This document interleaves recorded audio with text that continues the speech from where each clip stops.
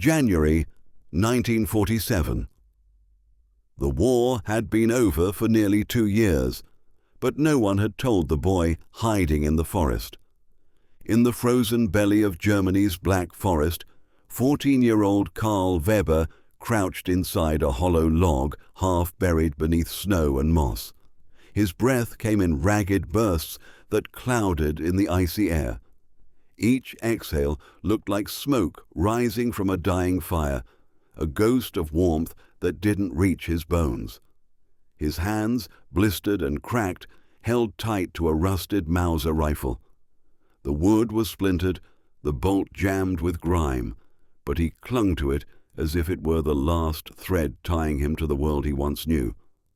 He had been hiding since the spring of 1945, when the world ended. When Berlin fell and the radios went silent, when the older boys in his Hitler Youth Battalion were mowed down in the streets, Karl ran. His last order had been simple: never surrender. The Allies will torture you. They will burn you alive. He had believed it. At 12, belief came easier than thought. Now he was 14 and half mad with hunger. For weeks he had eaten bark, roots, and sometimes a frozen hare caught in his traps. His uniform, once proudly pressed brown with the eagle crest stitched over his heart, had decayed into a tattered rag that barely covered his frame. The belt hung loose on his hips, holes punched deeper into the leather just to keep it from slipping off.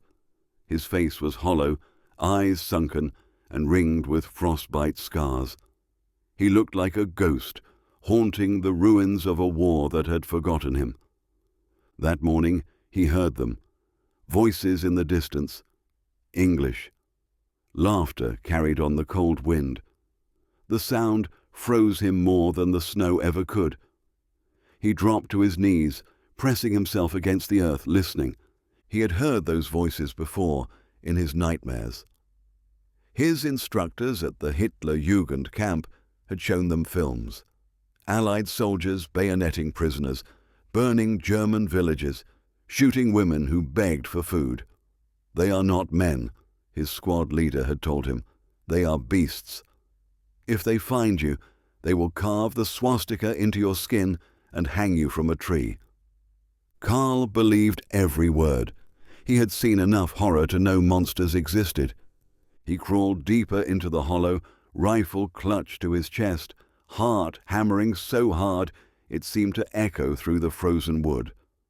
Through a crack in the bark, he saw the shapes moving between the trees. 3 of them, wrapped in thick wool coats and helmets dusted with snow. One carried a lantern that cut through the twilight, scattering light like fire on glass. "They're hunting me." He checked the single bullet left in his rifle, the one he had been saving. It was not for them. It was for himself. He thought of his mother. Her last words before the Gestapo took his father were soft and trembling. "Survive, mein Junge." No matter what he had nodded, too young to understand that survival could become its own kind of death. The soldiers' voices grew clearer. They were joking, the way boys laugh when danger feels far away. One of them slipped, cursed, and the others laughed harder. They didn't sound like the monsters he'd been taught to fear. That made it worse. Lies that close to kindness were more dangerous than any truth. Karl's finger found the trigger. If they came closer, he would shoot. Maybe he could hit one. Maybe he could die quickly. Anything was better than capture. Snow shifted near the hollow. A boot print appeared inches from his face. He could see the mud crusted on the sole, hear the weight of a man shifting above him. The lantern swung low, spilling light through the crack. For the first time in 2 years, Karl saw the colors of the world again. The deep brown of the soldier's glove, the red of his scarf, the soft white glow of snowflakes melting on his rifle barrel. The soldier paused, kneeling. "Hey," a voice said, calm, American. "You hear that?" Karl stopped breathing. The voice came again, closer. Something moved here. The forest held its breath. Then a sharp crunch. Someone stepping on ice. Karl panicked. His rifle came up, trembling violently, muzzle pointed toward the light. The lantern's beam caught his face. Hollow cheeks, cracked lips, hair matted with dirt and frost. He looked less like a soldier and more like a starving wolf cub cornered in its den. The American froze. His weapon stayed lowered. For a long second neither moved. "Jesus," the soldier whispered. "He's just a kid." Karl didn't understand the words, but the tone. It wasn't anger. It was shock, maybe pity. He tried to shout, but his voice came out as a rasp. "Nicht kommen! Don't come closer!" The words tore his throat raw. The soldier raised one hand slowly, palm out, the universal gesture of peace. "Easy, it's okay, kid." Karl's mind couldn't process what he was seeing. The enemy wasn't shouting. He wasn't reaching for his weapon. He was speaking softly, like someone coaxing a wounded animal. Another man stepped into view, taller, British by his accent. "He can't be more than 14. "Poor bastard," the first muttered. Karl's eyes darted between them. 2 rifles, 3 men, no escape. His breath came in shallow bursts. He had 1 bullet, 1 choice. He tried to lift the rifle, but his strength was gone. His arms trembled, then fell. The weapon slipped from his fingers and hit the snow with a dull thud. The sound was final. The sound of a war ending for one lost boy. He sagged back against the hollow, chest heaving, tears freezing on his face. He waited for the shot that would follow, for the pain, for the end. Instead, something heavy and warm dropped over his shoulders. A thick olive-green coat that smelled of tobacco and wool. The American was kneeling beside him. "You're freezing," he said softly, though Karl couldn't understand. He could feel the warmth. The coat felt like sunlight. The boy flinched when the soldier reached toward his cheek, but the hand only brushed away frost. Another man handed him a canteen. Water touched his lips for the first time in days. It was clean, clear, and impossibly gentle. Karl's body shuddered. His world had been built on fear, on lessons about cruelty, hatred, and punishment. But here, in the quiet heart of a dead forest, his enemies were saving him. He looked up at them, young faces, weary but kind, none older than 20, not beasts, just men who wanted to go home. The American looked over his shoulder and called out, "He's just a kid! Get the medic!" Snow fell heavier now, blanketing the rifles, the footprints, the years of lies. Karl Weber, child soldier of a war that had long ended, closed his eyes. For the first time in 2 years, he felt something unfamiliar settle in his chest. Not fear, not hate, safety. He whispered a name, his grandmother's, and let the sound carry into the frozen air, a tiny prayer the wind might deliver. When he opened his eyes again, the war was finally over.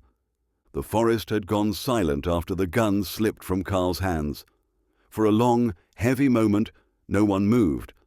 The 3 soldiers stood there in the snow, breath steaming, rifles lowered, faces stunned by what they'd found. Not a sniper, not a saboteur, but a boy. Private Jack Reynolds, 21 from Ohio, blinked at the sight before him. The figure crouched in the hollow was all bones and rags.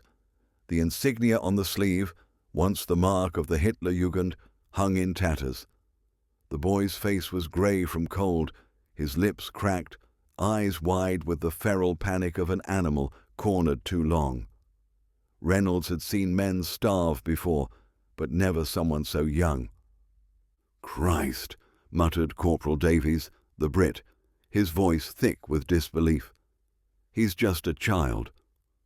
Karl couldn't understand their words, But he recognized the tone: shock, confusion, pity. He wanted to tell them to stay back, to scream, to run, but his strength was gone. Every part of him hurt. His lungs burned with each breath. His knees sank into the snow as if the earth itself were pulling him down. The soldiers exchanged quick glances. Their mission had been routine: a post-war patrol to check the perimeter near the French border for leftover mines, weapons caches, or desperate holdouts. They hadn't expected to find a boy playing ghost in the ruins of the Reich. Reynolds slung his rifle over his shoulder and took a careful step forward. His boots crunched in the snow. Karl flinched, instinctively raising his arms as if to ward off a blow. "Easy, son," Reynolds said softly. "No one's going to hurt you." He doubted the boy understood, but tone mattered more than words. He'd learned that in Italy, patching up terrified civilians who didn't speak a lick of English. Fear had its own language, and so did mercy. Karl's lips moved soundlessly. He looked at Reynolds as though staring into a hallucination, one conjured by exhaustion. For years he had imagined the Allies as faceless executioners, devils in uniforms. But this man's eyes weren't cruel. They were tired, human. The boy's body swayed. His fingers, blue with frost, clawed weakly at the coat now slipping from his shoulders. Then his legs buckled. Reynolds lunged forward, catching him before he hit the ground. "Jesus!" Reynolds breathed. "He weighs nothing." Davies knelt beside them, pulling back the boy's collar. "Bloody hell, look at him. You can see every rib." "Get the medic on the horn," Reynolds said, his voice steady but urgent. "Tell him we've got a live one. Looks like he's been out here a while." Private Mills, the youngest of the group, fumbled with the radio pack, trying to raise the field post. His hands shook in the cold. "HQ, this is Charlie Patrol. We've found a survivor. Civilian? Maybe military. Request evac and medical." Static answered. Then a burst of crackling voice. "Copy that, Charlie Patrol." "ETA 15 minutes. Reynolds turned back to the boy, who was half conscious now, head lolling against his arm. The kid's eyelids fluttered, breath shallow and uneven. He murmured something in German, a word that sounded like Mutti. Mother. Reynolds swallowed hard. He dug into his pocket, pulling out a chocolate ration. The wrapper was stiff with cold, but the smell was faintly sweet. He broke off a piece and pressed it gently to Karl's lips. "Come on, kid," he murmured. "Eat. You've got to wake up." Karl's eyes flickered open, pupils glassy. The word chocolate meant nothing to him anymore. It was the food of another life, a world that had burned away. Still, instinct took over. His lips parted, and he tasted sugar for the first time in 2 years. His throat worked slowly, painfully, but the peace disappeared. Reynolds smiled faintly. "There you go?" Davies shook his head. "How the hell has he lasted out here?" Reynolds shrugged. "Fear'll keep a man alive longer than food sometimes." Karl stirred, eyes darting weakly between the 3 faces surrounding him. The world tilted. The snow, the coats, the helmets, everything blurred. He braced for the blow, for the rifle butt, for the punishment he was sure would follow. But no one struck him. Instead, Reynolds took off his gloves and touched Karl's wrist, checking for a pulse. The boy flinched, but didn't resist. "He's freezing," Reynolds said. "Get that blanket." Davies pulled one from his pack and draped it over the boy. Mills adjusted the coat around his shoulders, muttering something under his breath about the madness of finding children where soldiers should have been. For a moment, none of them spoke. The snow fell in soft spirals, muffling every sound. Then Reynolds said quietly, "You know, my kid brother's about his age." Davies didn't answer. The comment hung between them like a ghost.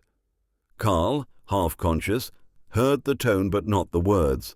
He thought of his own brother, older, drafted in 1944, killed outside Hamburg. He had written once, promising that the fatherland would soon be victorious. Karl had believed him. Belief was all they had. Now, all that remained was a dead country and the enemy's hands keeping him alive. A low hum grew in the distance, the sound of a jeep. Snow kicked up behind it as it crawled down the narrow forest road toward them. The medic arrived in a green coat with a red cross stitched on the sleeve. He was young, dark-skinned, carrying a satchel that rattled with glass vials. "What have we got?" he asked. "Hitler Youth, looks like," Reynolds said. "Probably been hiding since 45. The medic crouched, lifting the boy's chin, studying his eyes. Malnutrition, severe hypothermia, probably parasites. Lucky he's still breathing. He took out a syringe, filled it with something clear. Karl tensed as the needle entered his arm, but the medic's voice was calm. "Easy, kid. Just salt and sugar water. You'll feel warmer soon." Reynolds watched quietly, hands shoved into his pockets. The medic wrapped Karl in another blanket and secured a tag to his wrist. "We'll take him back to the field hospital. Get some fluids in him. He'll live." Reynolds exhaled, a long, slow breath that steamed in the air. "Good." They lifted Karl onto a stretcher. His eyes opened briefly, catching Reynolds's face. The boy's expression was a tangle of disbelief and confusion. He had been ready to die, ready to prove his loyalty to a regime that had vanished. Instead, he was being carried through the snow by the men he'd been taught to hate. Reynolds noticed the look and bent close. "You're going to be all right, kid." He didn't know why he said it. Maybe to convince himself that some good could still come out of all this ruin. As they reached the jeep, Karl caught sight of his reflection in the window. Pale, dirty, barely human. The uniform insignia still clung to his sleeve, a relic of a dead faith. He tried to rip it off, but his fingers wouldn't obey. Reynolds saw and gently tore it away himself, dropping it into the snow. "No more of that," he said quietly. "You're done fighting." Karl didn't understand, but the tone carried more weight than any translation. The engine sputtered to life. The forest grew smaller behind them, the trees closing like a curtain on the final act of his childhood. As the jeep bumped down the frozen road, Karl drifted in and out of consciousness. Each time he opened his eyes, he saw strange things. Reynolds glancing back at him with concern, Davies lighting a cigarette and offering it to the medic, Mills staring at the horizon as though trying to remember what peace was supposed to look like. For the first time in years, Karl's body began to relax. The tremors in his hands eased.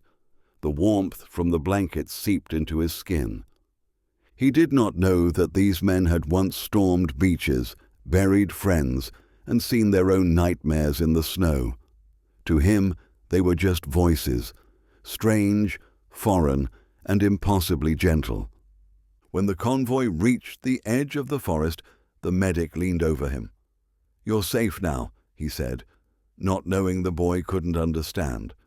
But Karl felt it anyway. The sound of engines faded into the distance, and with it, the last echoes of war. For the first time since he'd fled the ruins of his town, Karl Weber closed his eyes without fear. He did not dream of orders or flags or slogans.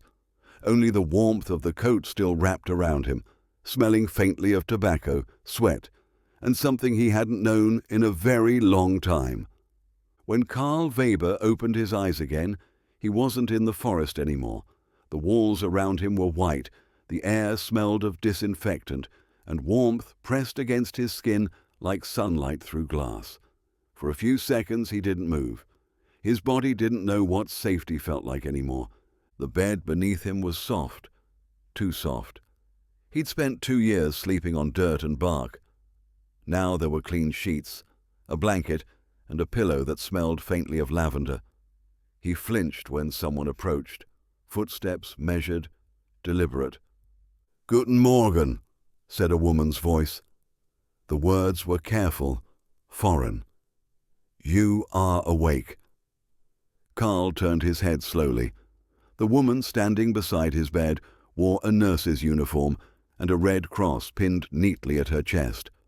She had dark hair pulled into a tight braid, eyes the color of storm clouds, and a face that was kind but firm. Her name tag read Anna Kowalski. He recognized the name instantly, Polish. His stomach twisted. In the Hitler youth camps, they had said Poles were animals, enemies of the Reich. His mouth went dry. Anna noticed the fear flash across his face but said nothing. She reached for the pitcher on the bedside table, poured water into a cup, and held it out. "Langsam," she said. "Slowly." Karl hesitated, staring at her hands. They were slender, calloused, hands that had worked, not struck. He took the cup. The first sip of clean water burned his throat, then soothed it. He drank greedily until she gently pulled the cup away. "Slowly," she repeated, smiling. "Your body must learn again." He didn't understand all the words, but her tone carried them. He nodded weakly. Anna set down the cup and checked the bandages around his wrists. Her movements were efficient but gentle. She hummed softly while she worked, a Polish lullaby. Karl knew none of it, but the melody reminded him of his mother. For the first time in years, he didn't feel like an enemy. Later that morning, an interpreter arrived, a young man in uniform with dark hair and a careful voice. "I am Corporal Stein," he said in German. "My parents were from Hamburg. I helped the hospital talk with Germans like you." Karl didn't respond. His eyes flicked between Stein and the nurse. Where am I?" "In a British-American field hospital outside Baden-Baden," Stein replied. "You were found in the forest 3 days ago. You nearly froze to death." Karl swallowed. His lips trembled. "The war," he whispered. "Has it ended?" Stein paused. "Yes?" he said quietly. 2 years ago. Germany surrendered in May of 45. Hitler is dead." Karl's breath caught. The room tilted. "No," he muttered, "that's not true." "It is," Stein said. "The Reich is gone. There is no more fighting. You are free." The word free sounded strange, dangerous, like a trap. Karl turned his face to the wall. "If I am free," he said softly, "why am I in a prisoner's bed?" "Because you are sick," Stein answered, "not because you are a prisoner." That night, Karl didn't sleep. He watched shadows slide across the ceiling, listening to the distant hum of voices. Somewhere down the corridor, an American radio played faint music, a soft, slow tune he didn't recognize. He didn't know songs like that could exist in a world that had ended. Over the next few days, his body began to recover. They fed him porridge, then broth, then small pieces of bread. Every time he ate, his stomach rebelled, but Anna stayed patient. She spoke to him as she worked, explaining what she was doing even though he barely understood. Her voice was steady, calm. One afternoon, she sat by his bed while he tried to form questions. "Why do you help me?" he asked finally. "Your people, my people, they hurt you." Anna looked at him for a long time before answering. "My father died in Warsaw," she said. "Your army took him?" "My mother was sent away. I do not even know where. But you are not my enemy. You are a boy. Karl stared at her. The words didn't make sense. "But you should hate me." "I did," she said simply, "for a long time. It changes nothing. Hate does not feed the hungry. It only makes more graves." She stood and changed his bandages in silence. Karl said nothing more, but that night her words replayed in his head like the echo of a prayer. Days passed. His strength returned slowly. When he could walk, Anna helped him to the courtyard. The world outside the hospital stunned him. No rubble, no soldiers shouting orders, no flags. Just a cluster of tents, vehicles and men in foreign uniforms laughing over tin mugs of coffee. He sat on a bench, wrapped in a blanket, watching. 2 American soldiers tossed cards back and forth, arguing about baseball. A British medic whistled while peeling potatoes. Someone nearby laughed so hard they spilled soup on their boots. None of it fit the stories he'd been told. He turned to Stein, who sat beside him, translating a newspaper. "They don't hate us," Karl said. Stein smiled faintly. "No," he said. "Most of them just want to go home." Karl's eyes followed a young soldier across the yard. The same man who had found him, Jack Reynolds. Reynolds spotted him and raised a hand in greeting. Karl hesitated, then lifted his own in return. Later that day, Reynolds stopped by the infirmary with a small package. Inside was a bar of soap, a comb, and a folded photograph. "From Reynolds," Stein explained. "He thought you might like to see this." The photo showed 3 people, a man in uniform, a woman with a baby, and a small boy standing between them. "His family," Stein said. Karl traced the edges of the picture with his finger. "He has a son." "Yes," Stein said, "your age." Karl didn't know what to do with that information. The man who had saved him, the enemy he'd been taught to fear, had a child like him. It cracked something deep inside, a quiet realization that soldiers weren't gods or monsters. They were people who missed their families, who wrote letters, who wanted peace.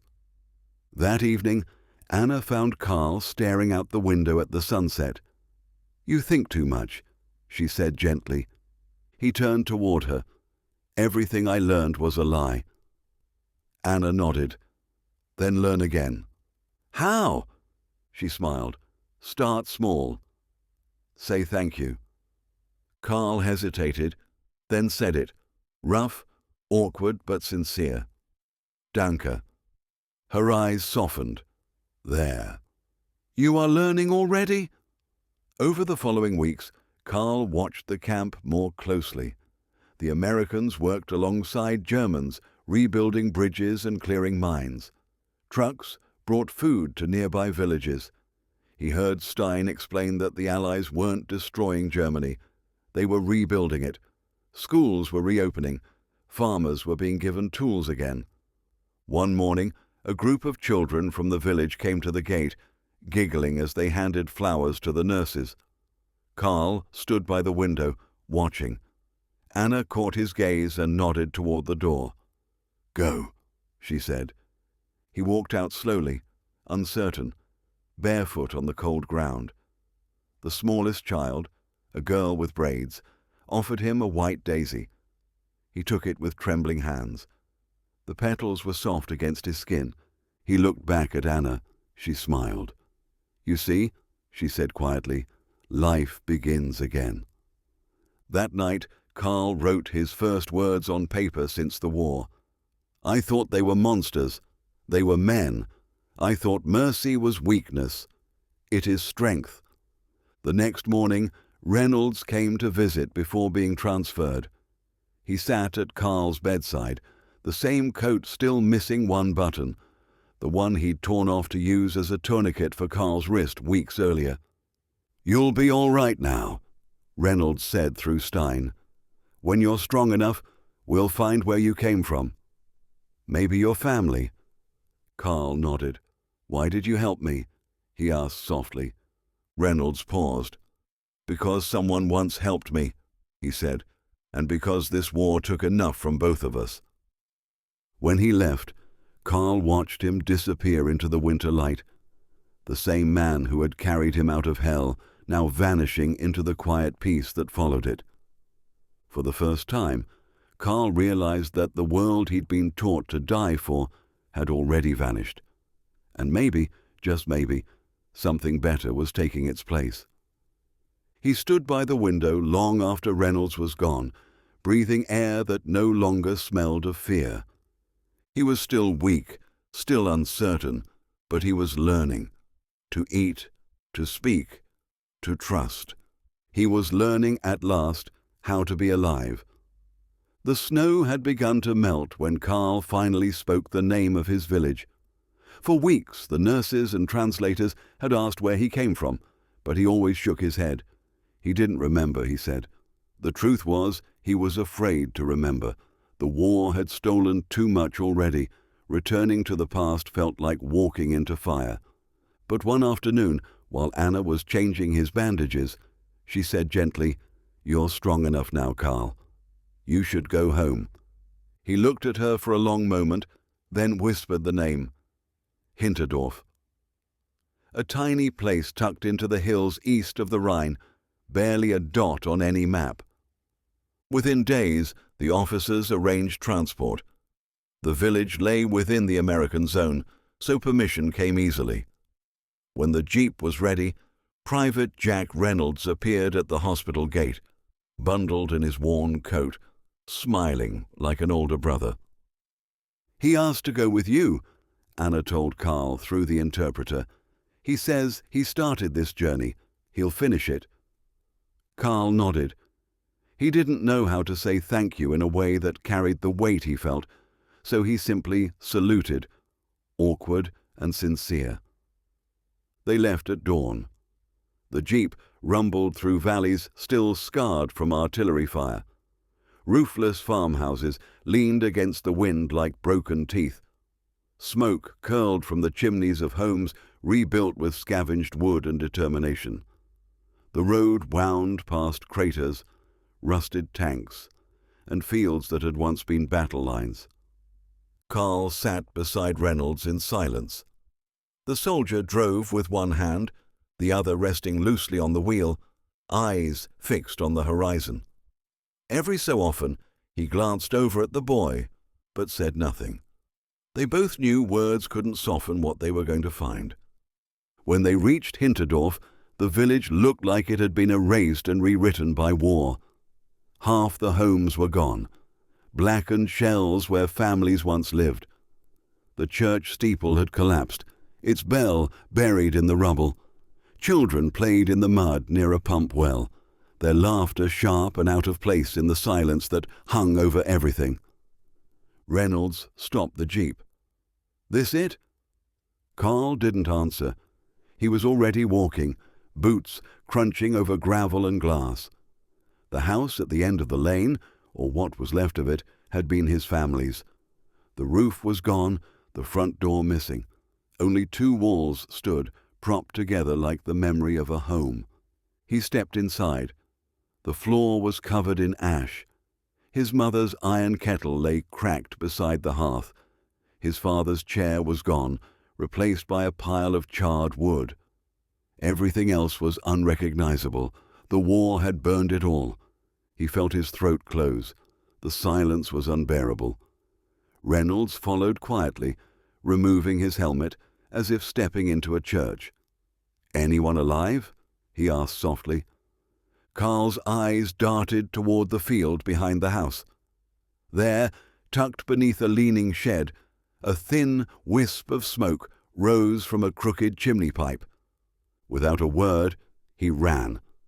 The door creaked open to reveal a single-room hut, patched with tar and pieces of sheet metal. Inside, a frail woman sat by a small stove, feeding it with bits of wood. Her hair was white, her frame shrunken beneath layers of threadbare blankets. When she turned, Karl stopped in the doorway, unable to breathe. "Großmutter," His voice cracked. The woman froze. The stick in her hand fell to the floor. Slowly, she stood, leaning heavily on a cane. "Karl." He nodded, tears spilling before he could stop them. She crossed the room, trembling, and cupped his face in her hands. Her skin was paper-thin, but her grip was strong. She traced the outlines of his cheeks, his brow, the scar on his temple. "You're alive," she whispered. "My God, you're alive." Karl collapsed against her, sobbing like the child he still was. For a long time, they held each other without words. The world outside, the rubble, the ruins, the cold, disappeared. When Reynolds entered, he stopped in the doorway, hat pressed to his chest. The sight before him, boy and grandmother clinging together in the dim light, silenced him completely. Anna's words echoed in his mind. Hate does not feed the hungry. It only makes more graves. The grandmother noticed him then. Her body stiffened, instinctive fear flashing across her face. She saw the uniform, the foreign cut, the insignia, the enemy. Karl turned quickly.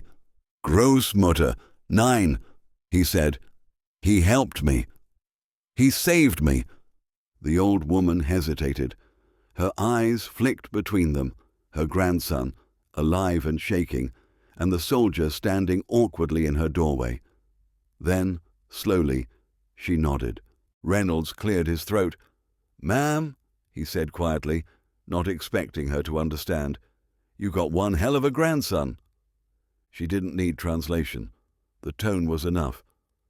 Reynolds left the hut and returned moments later with supplies: a sack of flour, canned milk, a wool blanket, and a small tin of coffee.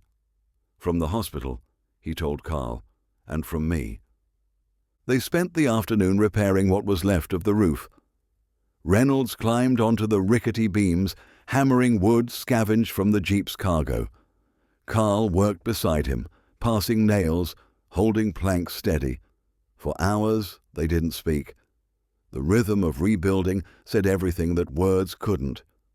At dusk, the old woman brewed weak coffee on the stove and served it in 2 chipped cups.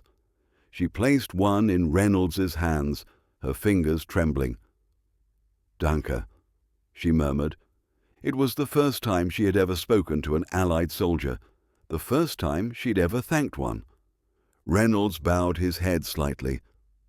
"Bitte," he replied in careful German. "Please." Karl watched them in silence, the two people who had defined the ends of his world, the woman who raised him and the man who had saved him. Seeing them share a moment of peace felt like the closing of a wound. When the coffee was gone, Reynolds stood. "We'll send a doctor from the village tomorrow," he told Karl. "Your grandmother needs medicine." Karl nodded.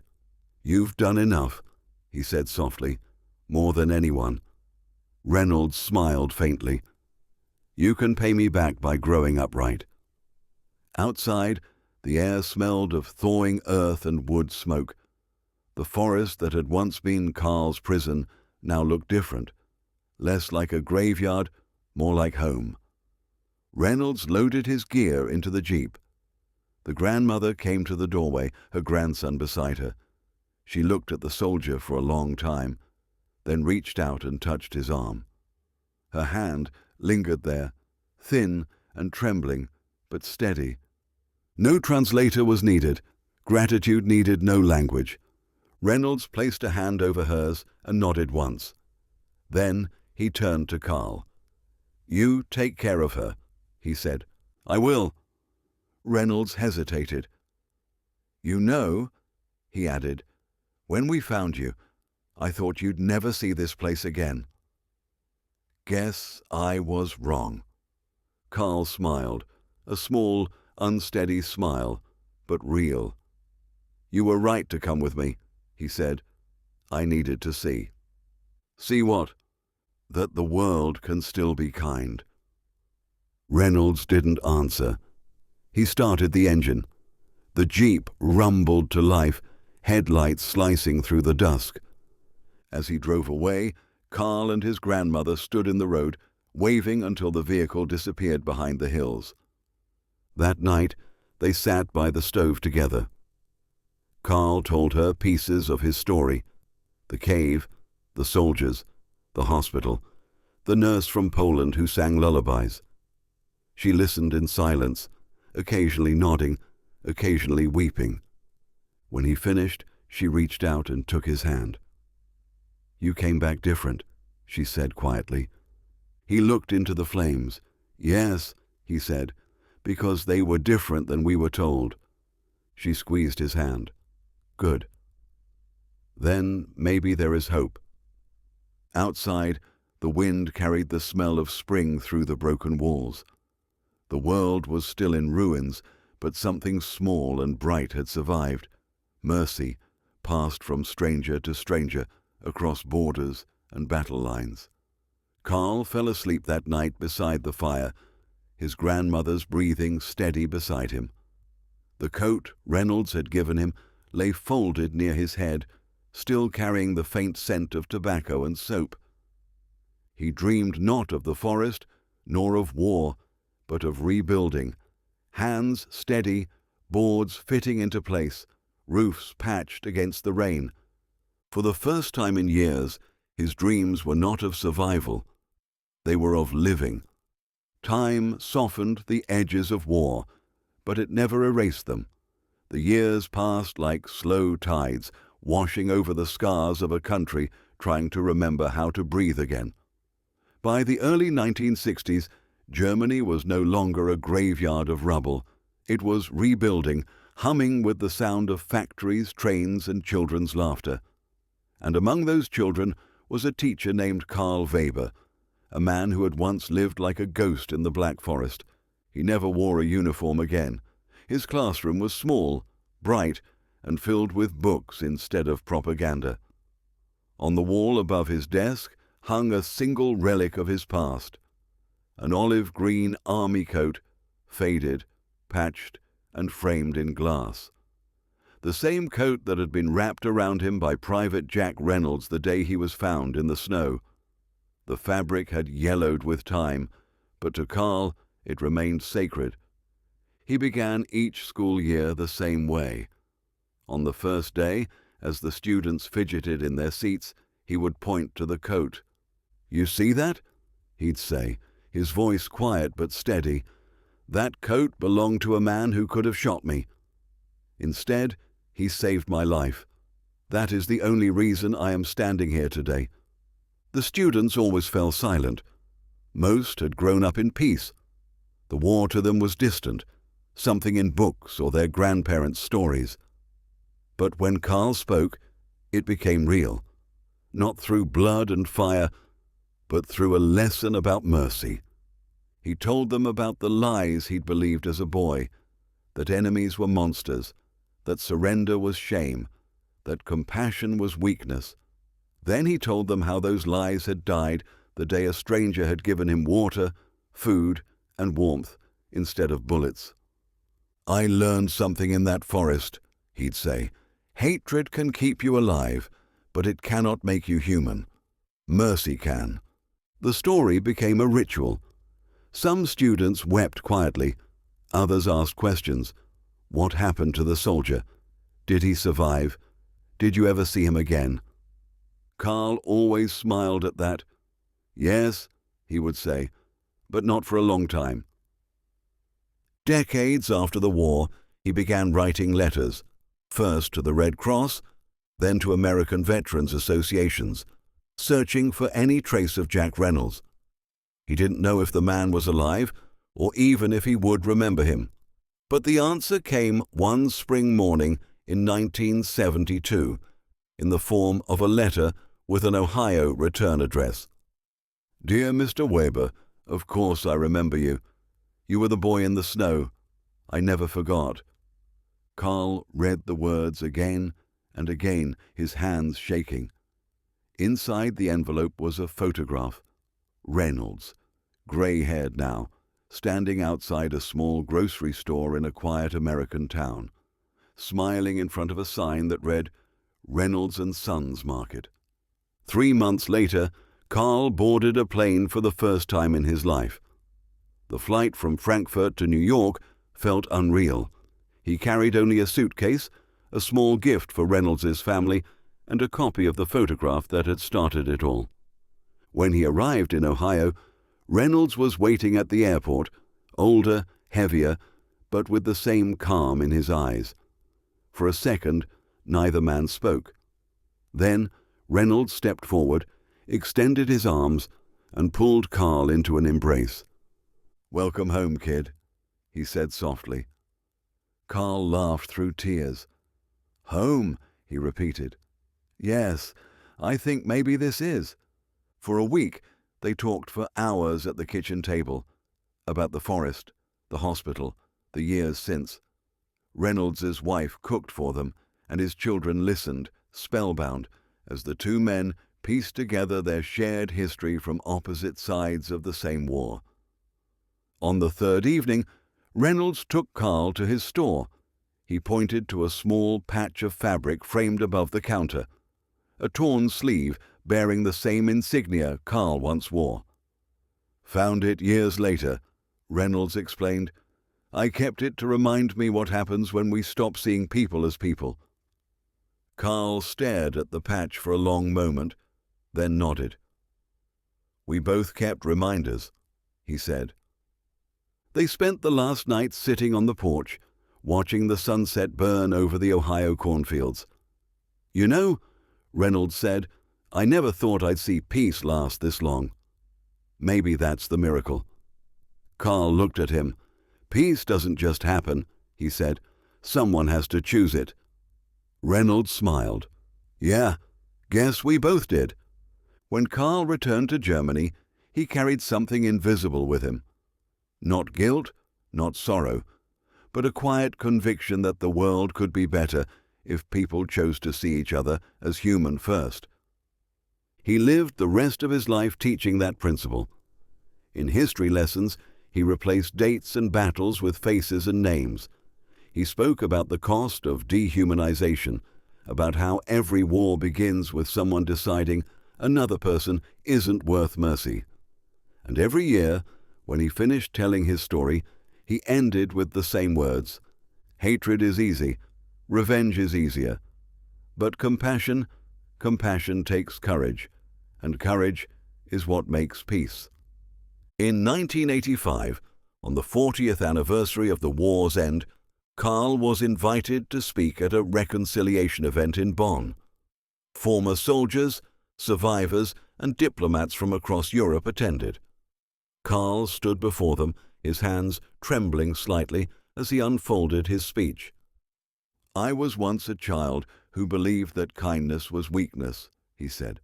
"Then an American soldier proved me wrong. He didn't just save my life, he saved what was left of my faith in humanity. I stand here today because one man chose mercy over hate." When he finished, the room fell silent. Then, slowly, people rose to their feet in applause. Among them were veterans, their eyes glistening. Some came forward afterward to shake his hand. One whispered, "My father was in that war. Thank you for remembering us kindly." Karl never forgot that day. He and Reynolds exchanged letters for decades, Christmas cards, family photos, updates about students and grandchildren. When Reynolds passed away in 1991, Karl received a letter from his widow. Inside was a note in Reynolds's handwriting, dated the year before. "Dear Karl, you once thanked me for saving your life. But I should thank you. You reminded me why we fought that war, not to destroy, but to prove that decency still mattered. You are my friend. Always." Karl framed the letter beside the coat in his classroom. He taught for another 10 years before retiring. When he died in 2003, his former students filled the church, many bringing their own children. The jacket still hung behind his desk. Beneath it, a plaque read, "Mercy is strength." Remember this, Karl Weber's story became local legend. a tale of how a starving boy and a weary soldier found humanity in the ashes of war. It spread quietly, told in classrooms, newspapers and documentaries about reconciliation. It wasn't about Germany or America. It wasn't about who won or lost. It was about the power of choice, the decision, in a moment of fear, to be kind when cruelty would have been easier. Because mercy, Karl taught, is contagious. It ripples outward, from a jacket in the snow, to a grandmother's embrace, to a classroom full of children, to strangers across oceans. And that is how wars truly end, not with surrender, but with compassion. When we face conflict, when propaganda tempts us to see enemies instead of people, Karl Weber's story asks the same question he once asked his students. Will we choose hatred or will we choose courage? Because compassion is courage. And courage changes everything. Do you have a family story of reconciliation, mercy, or unexpected kindness from wartime? Share it in the comments. Stories like these remind us that humanity survives when we choose it.